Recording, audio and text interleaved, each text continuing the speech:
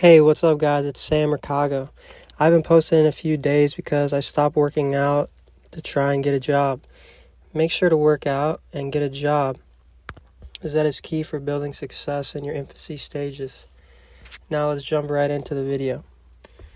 The first time I actually got high was not the first time that I actually smoked. Check out the previous video to find out more about that.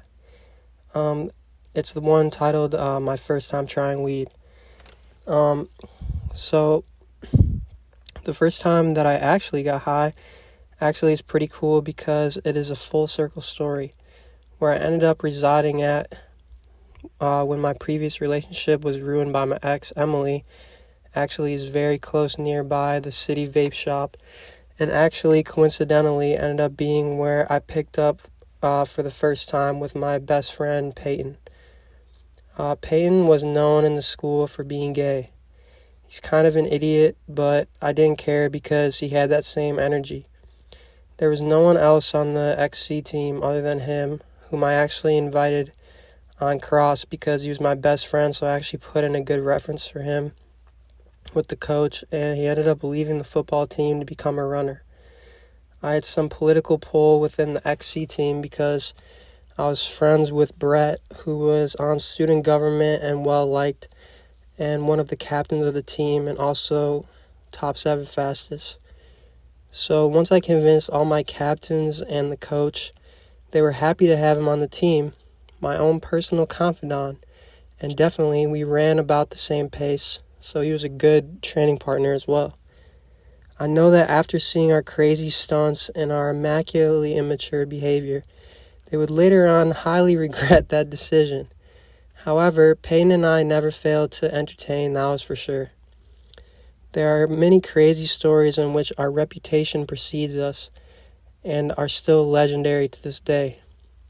I'm not sure how much of a good or bad influence that we were to the team, although we usually kept it separate and didn't really ask or try to peer pressure our friends into stoning. We like to keep it on the DL, obviously. We weren't going to rat ourselves out and put our varsity status in jeopardy. One of my favorite memories is getting absolutely obliterated before our weekly Monday 10-miler runs during summer training camp at the college that I ended up attending briefly during my freshman year. For 2 trimesters to be exact, and then maybe a little bit of the third one, but then I got kicked out. I would have this hidden undisclosed location where I would keep this enormous bong that I actually got from Tony, the best acid plug. He actually he acted like he bought it brand new and wanted to resell it to get his money back and then some. I didn't have a car, so there was no way that I was going to haul that thing around in my backpack and risk having it shatter. So he once pulled up with his gang, and after even sharing some fresh baked goods, Fruity Pebble edibles to be exact, he dropped me off at my friend Dylan's house. Dylan and Brett were very close friends, although my friend Dylan was way more chill and would let way more of my shenanigans slide. He had a very scenic, greenhouse-esque looking indoor gazebo thing that his houseplants thrived in, and his cats would enjoy jumping around and clawing and scratching at their impressively designed playground. I would often take midday naps there after our long and arduous 60-minute runs in the sun. Once I got this double mushroom perk bong, the hideout, in fact, was not at his spot, however, as it would be out of my way before making it to morning practice at 7 a.m. sharp. Before lots of my forest was eradicated and renewed so that it could be used for a retirement home and more land-hungry Mongols to eat up for profit, I had plenty of square footage to find a spot near a tree trunk that could be covered up with some leaves and other shrubbage so that the piece would be out of harm's way from any robbers or unwelcome explorers. I put that thing in a nice carry-on tote bag and stole it away out of plain sight. I was certainly not going to have that in my house, let alone as a centerpiece on my kitchen table at home. What Peyton and I would do is meet up early in the morning, just before sunrise, and rip and clear it so that we were always on our level for the run. It almost seems counterproductive, as being a runner, you would not want to be slowed down for your run. However, if you get into a certain pace and rhythm, you can almost be fast-forwarded before your next step and fly like Hermes.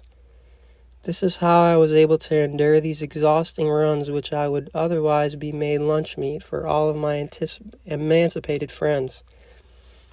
And don't forget, after all, this was only for fun. One of our top runners, however, was also known for being a huge stoner too. But the coaches and all the other top straight-edge runners turned their cheek as they were competitive, and we wanted to beat the best teams out of IHSA. Don't ask me why, but it works. Lots of ultramarathoners are also known to have a familiarity with the plant for its medicinal purposes. Besides that, I was just trying to get fried and be the coolest cat out of everyone. Remember, I wanted to do anything I could do to be popular. We pull up and I have these obtuse green shade, frame and lens, in full runner uniform, which consisted of my run-of-the-mill short shorts and my all-hailed Mizuno Waveplate 15s. This is not the main story, however, and I digress. Yeah, this video is way too long. I just decided that this is part 1. If you want to check out part 2 of this video, check out the next video. And yeah, thank you guys so much for listening and tuning in. Definitely make sure to like, comment, subscribe, and hit that notification bell. Peace.